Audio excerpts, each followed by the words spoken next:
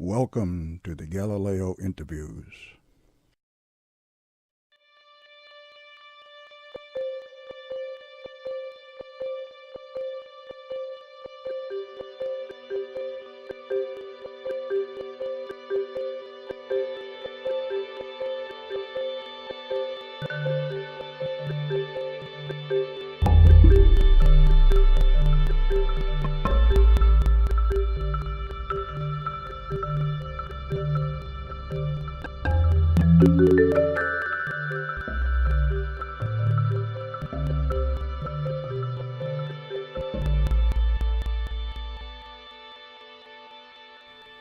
The Galileo interviews, questioning reality, one interview at a time.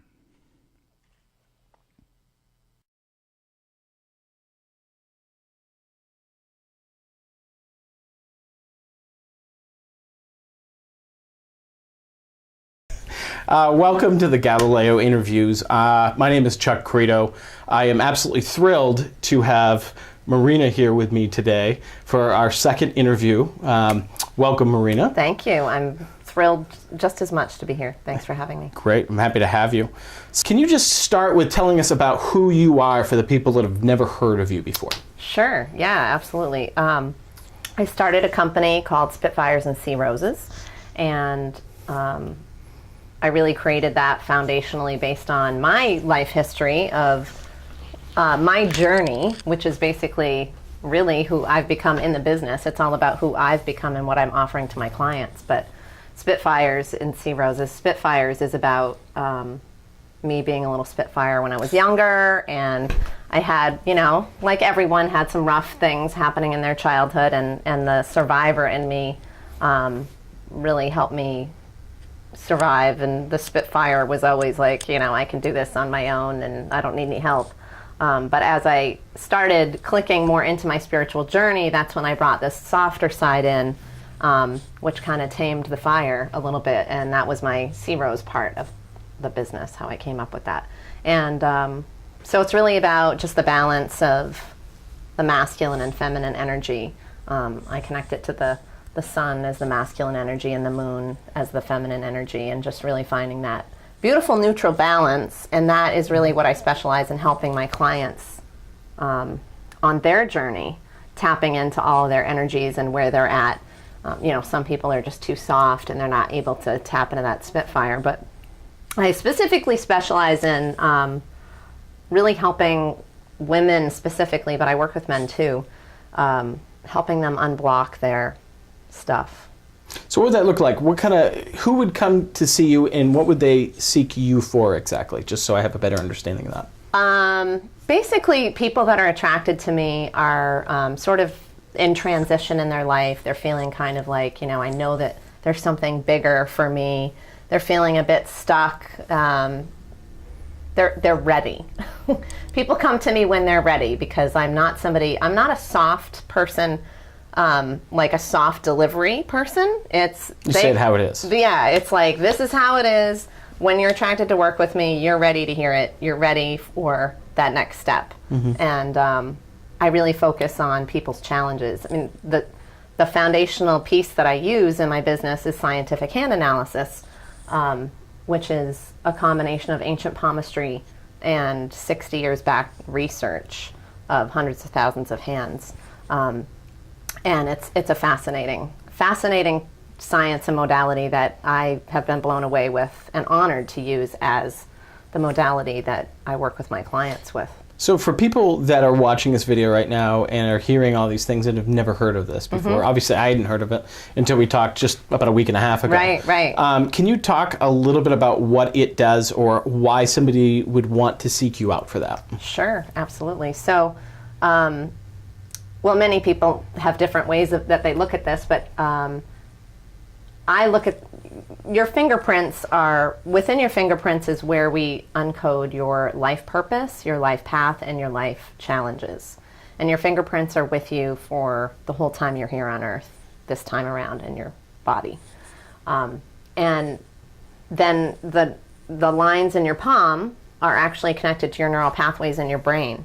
So when I map out what is going on there, I'm actually tapping into more of your subconscious of what's going on with you, and unable to look at your emotional systems, how you have heart-to-heart connections, how your thought process works, where your blockages are. Again, that's what it's like everybody, oh, I want to know my life purpose.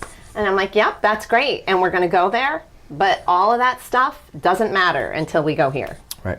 Sometimes people want to hear they're going to make, I remember, 6 figures, or all of these different things. Or the soulmate, or the... Who's my soulmate? Yes. But that might not be the most important and most necessary thing for them to hear.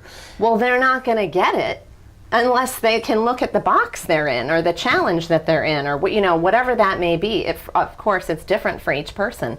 And it is interesting because I have never attracted somebody that's not ready to hear that. I mean, it's just very organic, and I trust in the flow. I use my intuition during my sessions and working with my clients, and the transformation that happens is amazing. I mean, I get in tears when I do the work because I'm so honored to be able to be part of that process, and I'm just the facilitator that Source is working through me. That's not.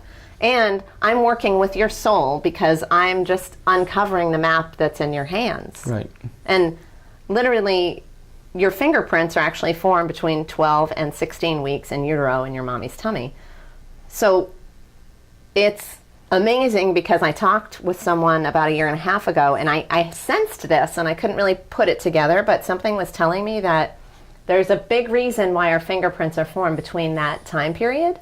And he told me that his guides told him that this is when the soul actually chooses the body.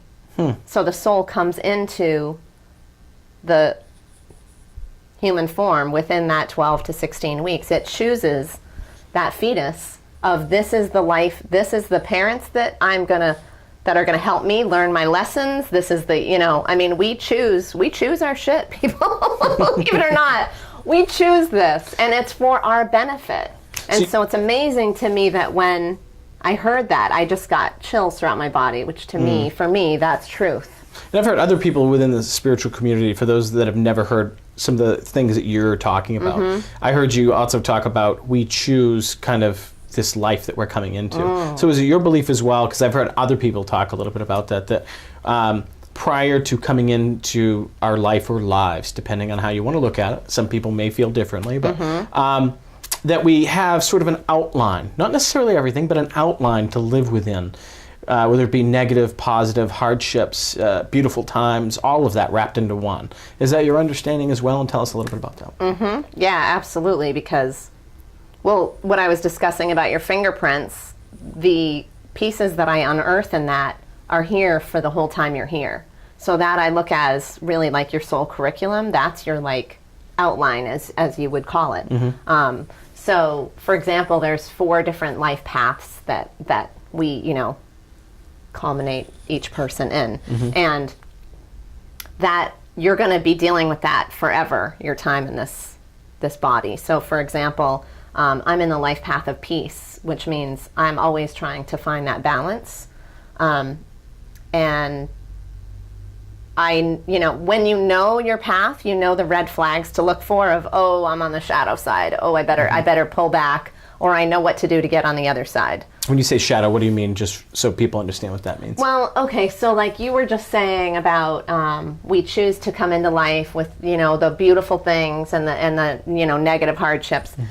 I look at it as it's actually all one. Like, I don't look at something negative as completely negative and something positive.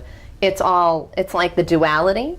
So the negative actually has the beautiful flowers in it. Right. And that's how I see us even have flowers. It's like if you didn't have the mud, you wouldn't get the beautiful blossom. It's funny you say that, and I'll tell everybody at home kind of a quick story. During Hurricane Sandy, obviously it was a real tragedy for people, especially those in the New York, Long Island area. Many people lost their homes, some people lost lives, and through such a hard tragedy, we actually gained a cat through a rescue shelter that got transferred in.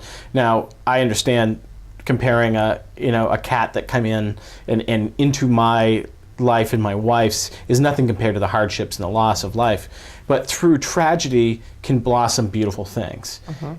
So I always look at that as, at least from my own standpoint, of how something that's been really, really hard in this world can actually flower beautiful things at times. Is that a little bit like what you're talking about? Yes, exactly. Yes. So can you just tell us some information about your business? Like if somebody wanted to reach out to you, do you have like a website or a phone number? Tell us a little bit about how people can reach out to you if they're interested. Yeah.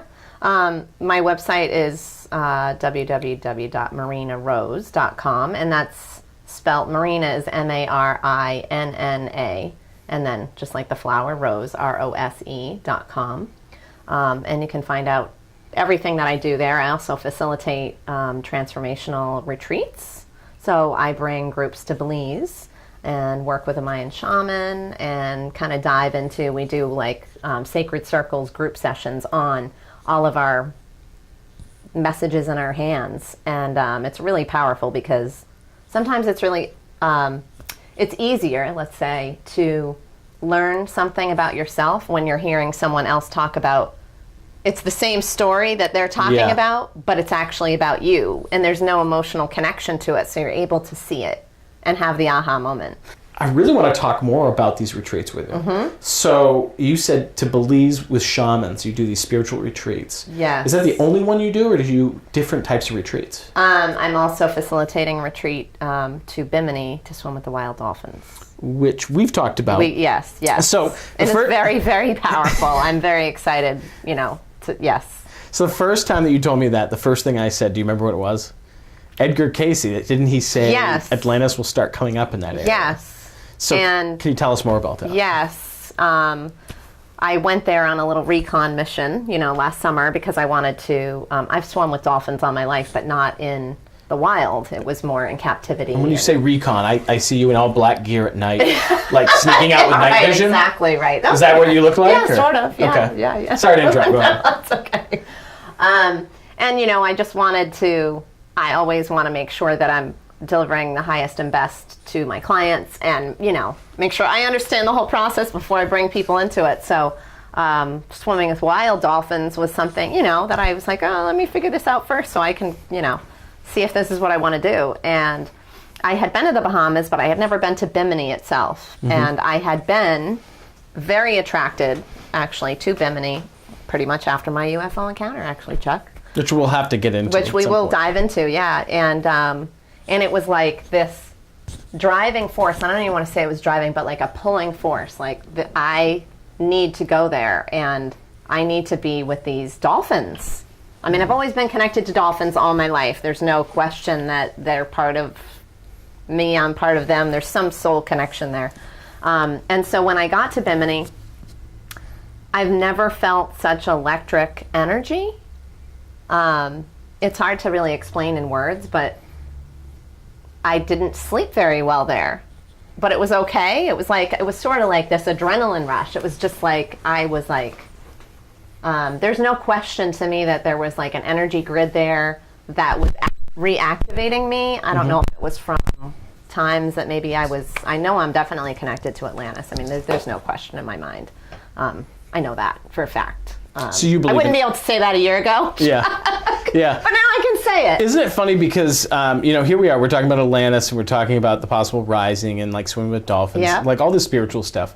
Here's my first question for you. If you were to look at your old self, probably 15 years ago. Oh my gosh. Okay. And you were to see now this conversation and what you're saying, would you believe that was you? No. Why? Because I couldn't have even wrapped my mind around, I don't know, it's hard to explain. I mean, I certainly, when I was younger, I was definitely attracted. There was something in me that I knew, but it was actually kind of scary, Like I knew that I was the one that was reading books about life after death, and I was the one that was always going to, when I was even like a teenager, readers, and I actually just was talking to my friends because I just did a 50th birthday party for my friend this weekend, and I attended. And we talked about tarot cards, and we were all like playing with tarot cards, and I was like, it just came to me, and I was like, well, when did you guys get your first set of tarot cards? And I was like, I was 14. But for me back then, that was like, that's not what, back then it was like, what are you doing? What are you, tarot cards? And so I was always into, I knew that there was something there, but it was a little